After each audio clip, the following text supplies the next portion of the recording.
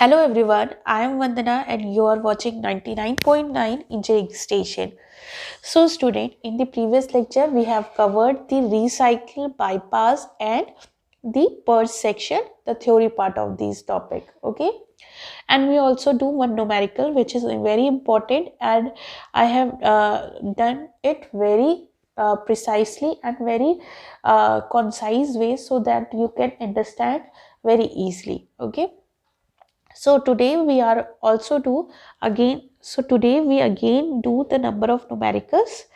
We are going to do two numericals. Maybe according to time limit, the today's lecture is either we will do one numerical or the another numerical is come into the another video. Okay. So sorry for the delay of the videos because my mother-in-law is not well and I am in the very short notice. I just moved from Maharashtra to UP so that I can take care of her. So due to climate change from Maharashtra to UP, I am also suffer from the cold. So I hope you understand my voice very clearly because I am suffering from cold very badly. And also one thing is that here the board is not available, so that's why I am teaching you here with the pen copy or by face to face video. Okay, so let's start with the first numerical, that is, in a textile mill, the cloth is dry in a hot air dryer which is compressed of heater followed by evaporating chamber. The fresh air mixed with the recirculated air and mixed air enter into the heater where it is heated. The hot air from the heater is jetted over the cloth in the evaporating chamber to evaporate the moisture of the cloth to dry it. A major portion of the air leaving the evaporating chamber is recirculated while the remaining small portion is exhausted out to the atmosphere. ठीक है, तो ये questions किस पे based है? एक textile wheel है, उसमें हम क्लॉथ को वेटेड क्लॉथ को हम ड्राई कर रहे हैं with the help of hot air. ठीक है, तो इसको पहले डाटास गिवन होने से पहले हम पहले डिस्कस कर लेते हैं, इसका स्केचमेटिक डायग्राम बना देते हैं. ठीक है, तो ये देखिए, जैसे कि आप देख रहे हैं कि यहाँ पे हमने एक इवेपोरेटिंग चैम्बर ले लिया, उससे पहले हमने एक हीटर ले लिया.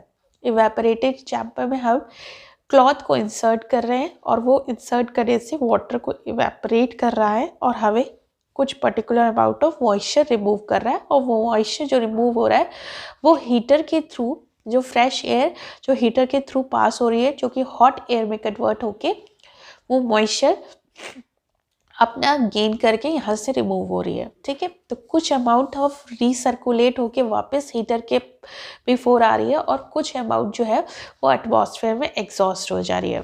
ठीक है, तो ये जो गिवन डाटा है वो डिस्कस कर लेते हैं. जैसे हमें दे रखा है कि क्लॉथ के डिटेल्स दे रखी है, जैसे वृत्त दे रखी है 0.9 मीटर, डेंसिटी दे रखी है 90 ग्राम पर मीटर स्क्वायर, स्पीड दे रखा है हमें 1 metre per second, moisture in the cloth at the inlet दे रखे है 0.8 kg per kg of DC, यानी dry cloth, and final moisture content in the cloth दे रखी है 0.08 kg per kg of dry cloth.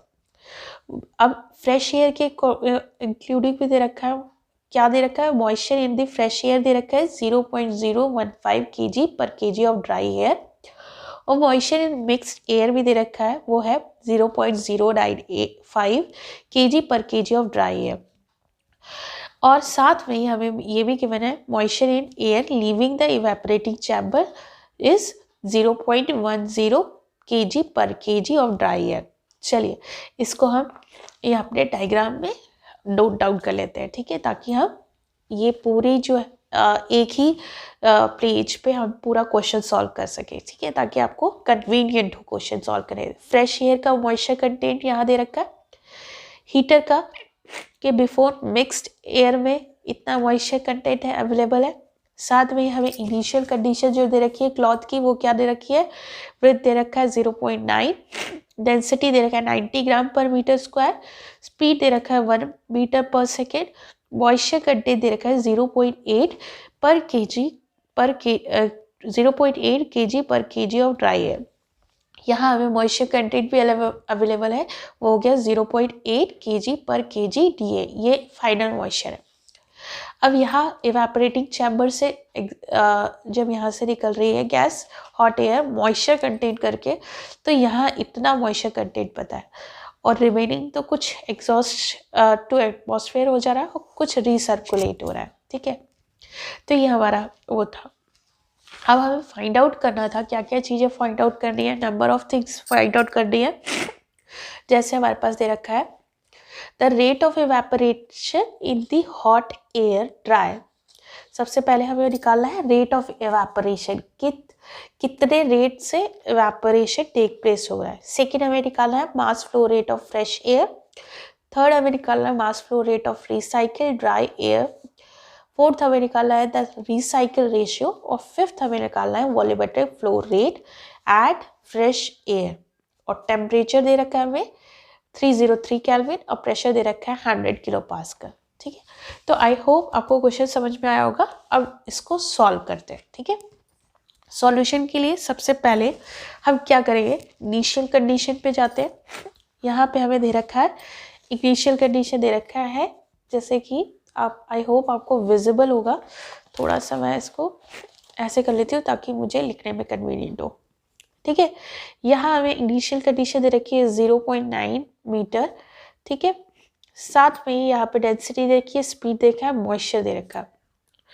तो अगर मॉइस्चर इन इनलेट की बात करें तो यहाँ हम लिख लेते हैं मॉइस्चर इन इनलेट, तो वो क्या हो जाएगा, क्या दे रखा है 0.8 केजी पर केजी ऑफ ड्राई एयर। ठीक है, इसका मतलब यहाँ मॉइस्चर इनलेट से पहले हम यहाँ पे देखेंगे कि कितने ड्राई एयर जो हमारे पास जो है वो कैसे वो हो रही है, रनिंग थ्रू हो रही है। ठीक है, कितनी ड्राई एयर रनिंग थ्रू हो रही है इस पे से।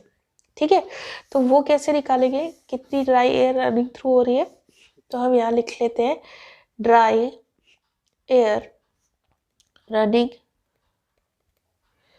थ्रू, तो ये होगा 0.9 इंटू 90 ग्राम में दे रखा है हमें डेंसिटी, तो उसको हमने केजी में चेंज किया, और पर आर को चेंज करने के लिए हमने सेकेंड्स को रिप्रेजेंट किया। तो यहाँ से हम इसको कैलकुलेट करेंगे तो हमारे पास आ जाएगा 291.6 केजी पर आर, यानी कि यहाँ पे जो ड्राई एयर है वो इतनी स्पीड से हमें इतने अमाउंट पे पर केजी पर आवर से हमें एग्जीक्यूट हो रही है। अब मॉइस्चर इनलेट, इसका मतलब क्या हो जाएगा, यहाँ पे दे रखा है 0.8 केजी पर केजी ऑफ ड्राई एयर।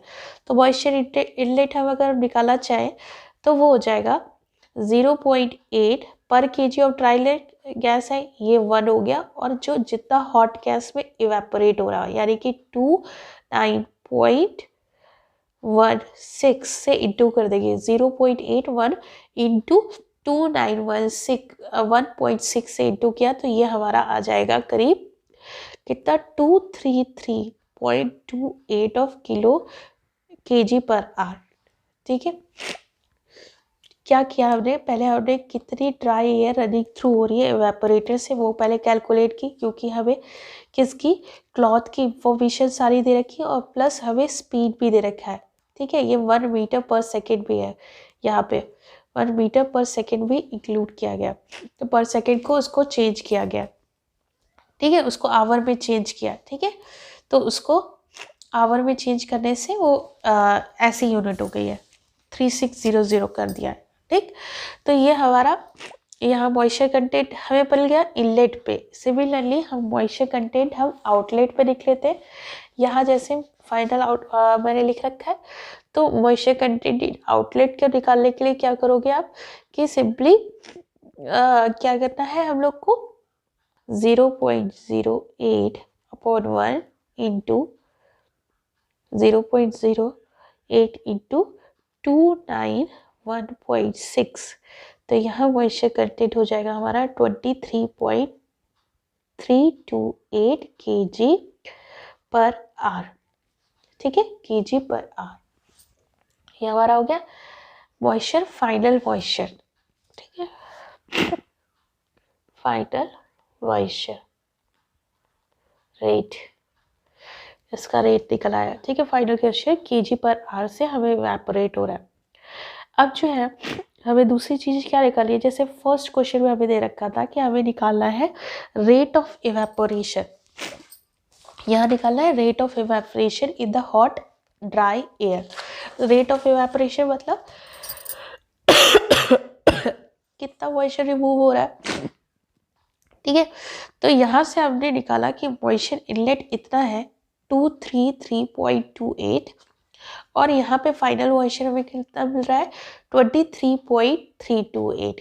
ठीक है, तो मॉइस्चर जितना जा रहा है, मॉइस्चर कितना निकल रहा है, उसको अगर हम माइनस कर दें तो हमें मिल जाएगा क्या, रेट ऑफ इवेपोरेशन। तो यहाँ पे हम लिख रहे थे पहली चीज, पहला जो पॉइंट हमने निकाला रेट ऑफ इवेपोरेशन,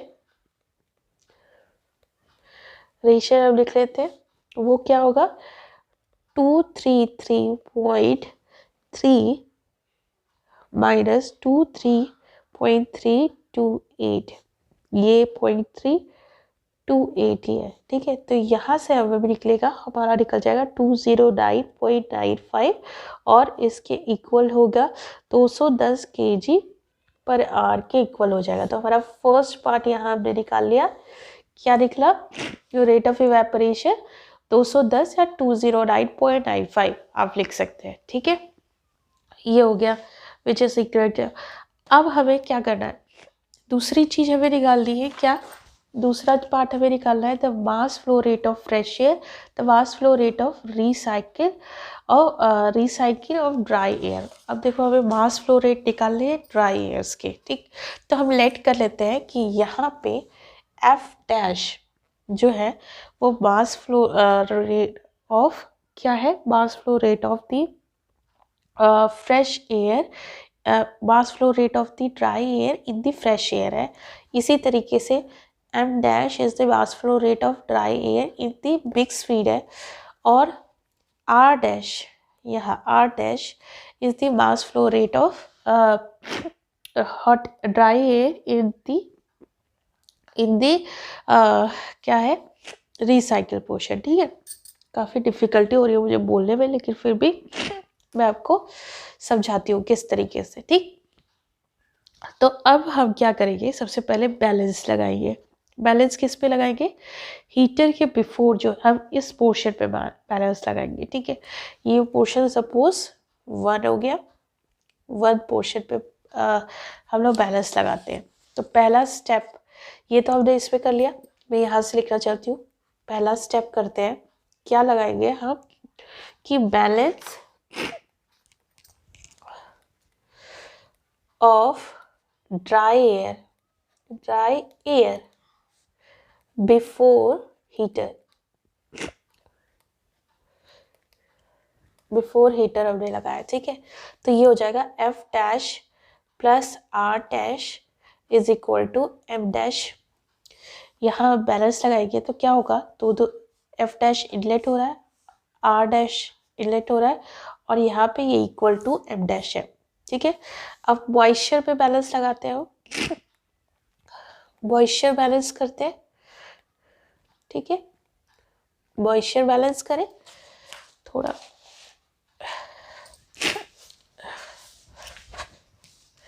ठीक से मैं बैठ जाती हूँ। अब मॉइस्चर बैलेंस करते हैं, तो मॉइस्चर बैलेंस करने के लिए क्या हो जाएगा, हमारे पास क्या मिलेगा 0.015 F dash plus 0.01 R dash is equal to 0.095 M dash. देखिए 0. यहाँ मिक्स फीड का जो मॉइस्चर कंटेंट था ये 0.095 था, जो रिसाइकिल से हमें आ रहा है वो होगा 0.01। अब रिसाइकिल से कैसे हमने डिसाइड किया, जैसे कि हमें यहाँ बताया गया है कि इवेपोरेशन के बाहर जो मॉइस्चर हमें मिल रहा है वो है 0.1 kg/kg ऑफ ड्राई एयर।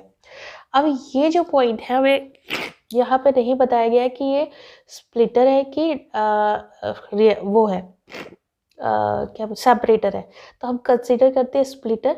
तो मैंने आपको बताया था इन केस ऑफ स्प्लिटर जो कंपोजिशन यहाँ होता है वही कंपोजिशन यहाँ होता है और वही कंपोजिशन यहाँ होता है। तो यहाँ जो फ्रैक्शन है वही फ्रैक्शन यहाँ रहेगा, वही फ्रैक्शन यहाँ रहेगा।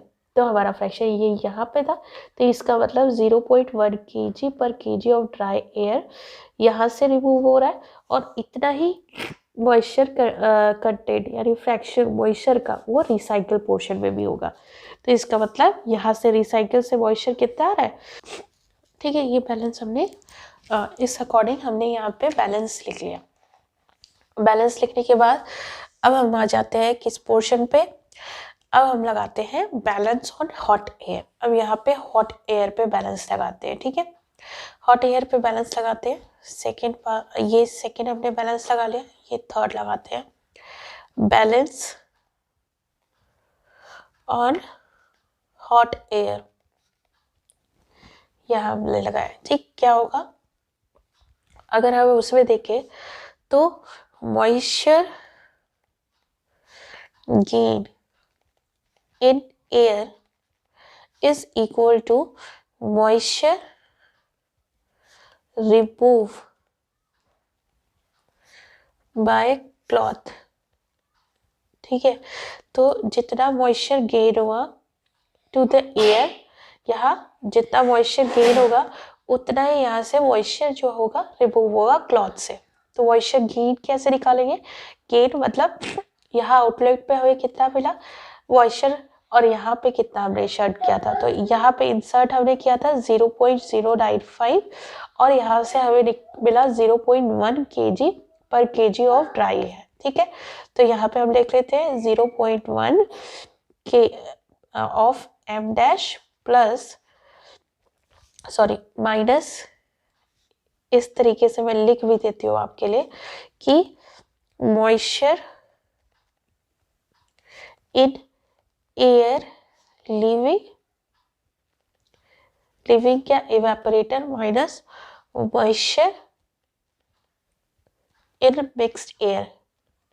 हाँ ठीक है, ये मिक्स्ड एयर। यहाँ आप ध्यान दीजिएगा ये 0.1 आर है। ठीक है, 0.1 आर है।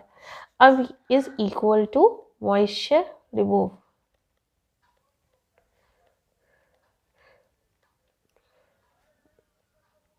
इन क्लॉथ, ये हो जाएगा। अब ये हो गया क्या हो जाएगा 0.1 m dash minus 0.095 m dash is equal to, ये हो जाएगा। अब moisture remove in a cloth जो होगा वो कितना हुआ रेट ऑफ इवेपोरेशन ही हमारा हुआ ना। तो रेट ऑफ इवेपोरेशन हमने कितना कैलकुलेट किया था 209.95। ठीक है, तो ये इसके इक्वल हो गया। तो यहाँ से हमें एम डैश की वैल्यू निकल आएगी, वो होगी 41990 पर kg/r। इसमें कोई प्रॉब्लम है? मैं आपको फिर से बता देती हूँ। यहाँ हम बात कर रहे हैं, पहले हमने बैलेंस लगाया किस पे 0.1 पे जो कि ड्राई एयर पे बैलेंस था हमारा। तो ये हमारा बैलेंस लगा F dash is plus R dash is equal to M dash. ठीक है, फिर हमने मॉइस्चर पे सेम पॉइंट पे बैलेंस लगाया, वो होगा 0.015 F dash plus 0.1 R dash is equal to 0.095 M dash. ठीक है, फिर उसके बाद हमने हॉट एयर पे बैलेंस लगाना है यहाँ पे इवेपोरेशन प्रोसेस पॉइंट पे। तो वो हम कैसे लगाएंगे, moisture gain in air is equal to moisture remove by the cloth.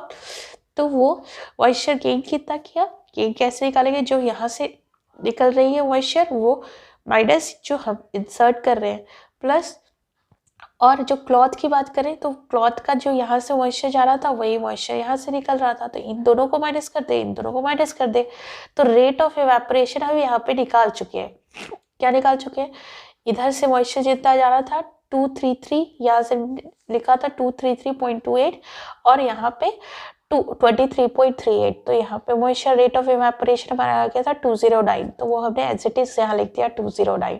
ठीक है, अब मॉइस्चर गेन हुआ कितना, 0.1 फ्रैक्शन गेन हुआ of fresh mix feed mixed air minus 0.095, तो यहाँ से हम एम डैश की वैल्यू निकल रहा है। अब ये जो एम डैश की वैल्यू है हम इस इक्वेशन में लगा देंगे।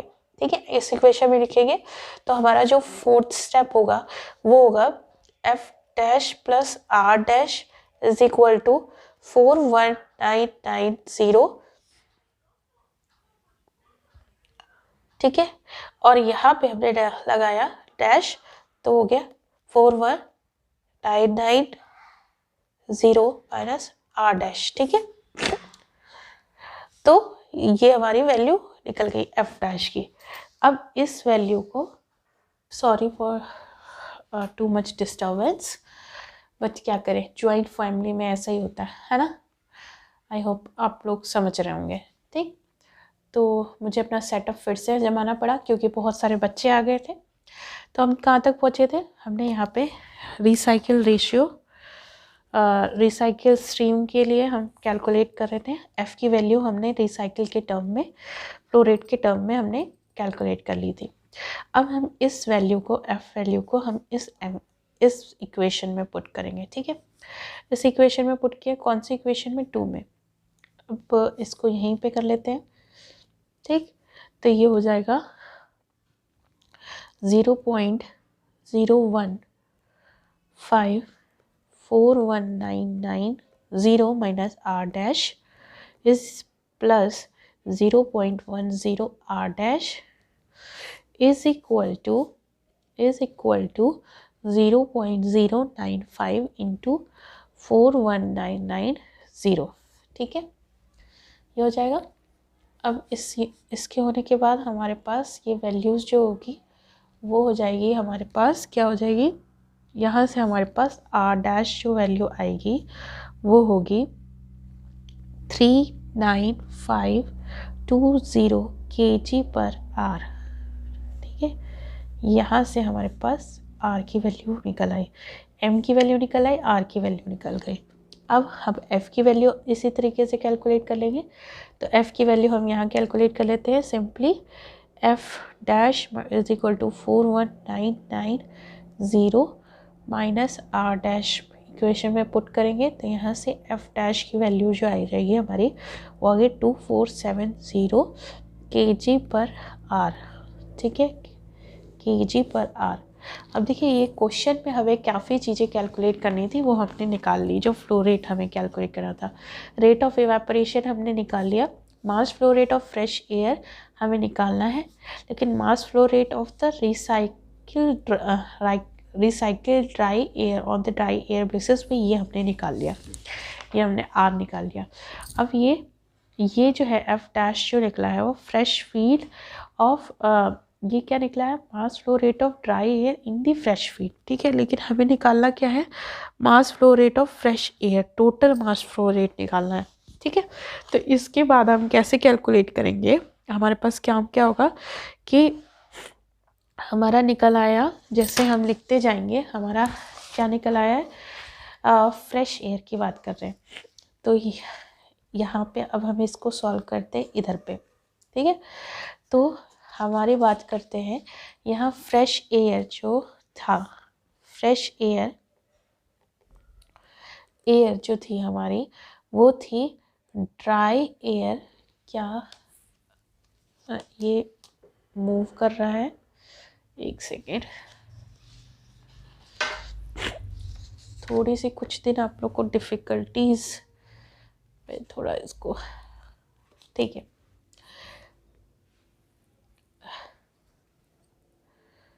तुम यहाँ जाओ, हाँ, तो ये फ्रेश एयर हो जाएगा, dry air in the fresh air. ठीक है, dry air in fresh air, air plus moisture in fresh air.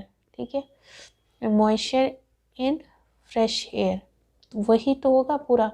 तो ड्राई एंड फ्रेश एयर तो वो एफ डैश है, प्लस मॉइस्चर कितना होगा 0.015 ऑफ एफ, यानी कि क्या हो जाएगा, ये पर केजी ऑफ ड्राई एयर है, पर केजी ऑफ ड्राई एयर। तो यहाँ से हमारे पास जो वैल्यू आएगी वो क्या हो जाएगी, वो हो जाएगी 2507 kg पर आर, ये आ जाएगी पर केजी। एफ की वैल्यू रख लेंगे, उसको 1 पॉइंट समथिंग से इंटू करने के बाद हमारी वैल्यू ये आ जाएगी। ठीक, अब बात करते हैं मॉइस्चर इन फ्रेश फीड।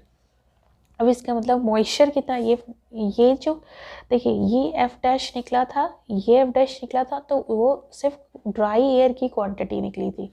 अब ये जो फ्रेश एयर निकला है उसमें मॉइस्चर प्लस ड्राई एयर की क्वांटिटी निकली है। अब सिर्फ हमें मॉइस्चर निकालना है, तो कैसे निकालेंगे, मॉइस्चर इन फ्रेश फीड कैसे निकालेंगे, फ्रेश फीड कैसे निकालेंगे, वो होगा क्या 2507 ये हमारा आया, माइनस ये टोटल था जिसमें मॉइस्चर और ड्राई एयर दोनों थी, माइनस जिसमें ड्राई एयर ओनली है, यानी कि 2470। इसको माइनस करने पे हमारा आएगा 37 kg पर आर, इतना जो है हमारे पास मॉइस्चर है फ्रेश एयर में। ठीक है, अब इसको हम मोलर फ्लो रेट में चेंज करना चाहे तो मोलर फ्लो रेट में चेंज करेंगे तो क्या होगा, मोलर फ्लो रेट में चेंज करेंगे तो क्या होगा, फ्लो रेट के टर्म में, तो वो हो जाएगा N dash is equal to, इतना ड्राई एयर था 407, वो किसका था, ड्राई एयर, यानी कि उसके मॉलिक्यूलर वेट से, एयर के मॉलिक्यूलर वेट से डिवाइड किया, प्लस मॉइस्चर कंटेंट 37 है, मॉइस्चर का अपॉन 18 किया, तो हमारे पास ये आ जाएगा 87.27 किलो मोल पर आर। ठीक है, किलो मोल पर आर, ये हमारे पास एन की वैल्यू आ गई, एन डैश की वैल्यू 87.27 किलो मोल पर आर। अब मैंने इसको मोल में कन्वर्ट किया है, तो इसका मतलब मुझे वॉल्यूमेट्रिक फ्लो रेट निकालना है, किससे, P V is equal to N dash R T से। आर की वैल्यू पता है, टी पता है, वी की वैल्यू निकालते हैं, पी की वैल्यू बार, तो 87.23 इंटू 8.314 इंटू 303 अपॉन पी कितना देखा 100 किलो पास्कल। ठीक है, तो यहाँ से वॉल्यूमेट्रिक फ्लो रेट हमें मिलेगा 2197.6 मीटर क्यूब पर आर। ठीक है, तो ये हमारा फिफ्थ पार्ट जो था वो भी निकला है। ठीक, अब हमें फोर्थ पार्ट है जो भी है, रिसाइकिल, सारी चीज़ें हमने निकाल ली, रिसाइकिल रेशियो निकालना है।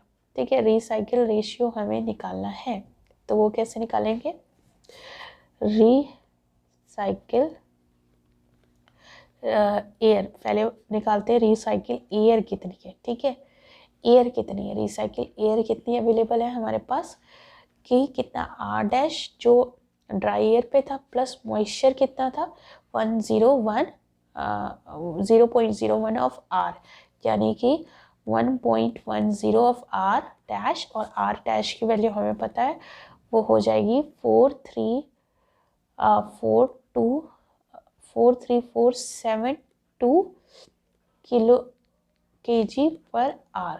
ठीक है, इतना हमारे पास वैल्यू मिल गई आर डैश की। ठीक है, आर डैश की वैल्यू हमें इतनी मिल गई, तो यानी कि रिसाइकिल रेशियो कितना होता है, रिसाइकिल रेशियो वो होता है कि KG per R in recycle air upon KG per R in fresh air.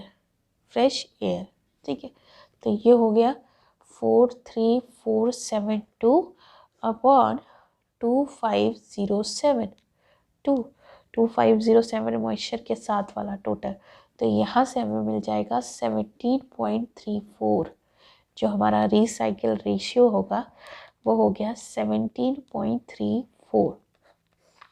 ठीक है, तो देखिए हमें पहले क्या क्या चीज़ें कैलकुलेट करनी थी, 17.34 हमें पहले निकालनी थी रेट ऑफ इवेपोरेशन।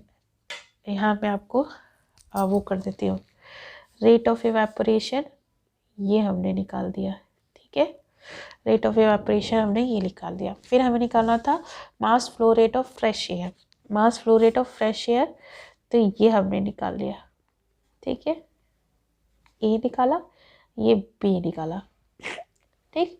फिर हमें निकाला था mass flow of recycle dry air. Recycle dry air की वैल्यू क्या निकली, आर की वैल्यू हमने यहाँ पर निकाली थी, कहीं ये निकाली थी, ठीक है। ये सी पार्ट निकाल दिया। और फिर हमने डी पार्ट क्या निकाला था, वो रिसाइकिल रेशियो। ये हमने रिसाइकिल रेशियो निकाल ली, डी पार्ट। और फिर लास्ट में हमने वॉल्यूमेट्रिक फ्लो रेट, ई पार्ट, ठीक है। तो देखिए ये क्वेश्चन कितना सिंपल था, सिर्फ कोई दिक्कत की कोई बात नहीं थी, सारे क्वेश्चन बिल्कुल सॉल्व करने में कोई डिफ़िकल्टी नहीं थी, सिर्फ आपको अंडरस्टैंड करने में डिफ़िकल्टी हो सकती है कि कैसे क्या सॉल्व करना है, ठीक है। तो ये एक क्वेश्चन हो गया। अगर इसमें क्वेश्चन में कोई डिफ़िकल्टी होगी तो ज़रूर मुझे बताइएगा। आई थिंक काफ़ी ज़्यादा टाइम हो गया, तो ये 20 to 35 मिनट से एक्सीड कर जाएगा। तो हम जो नेक्स्ट क्वेश्चन है वो नेक्स्ट लेक्चर में करते हैं, ताकि आपको कोई डिफ़िकल्टी ना हो वीडियो अपलोड होने में, ठीक है। तब तक के लिए thank you and have a nice day.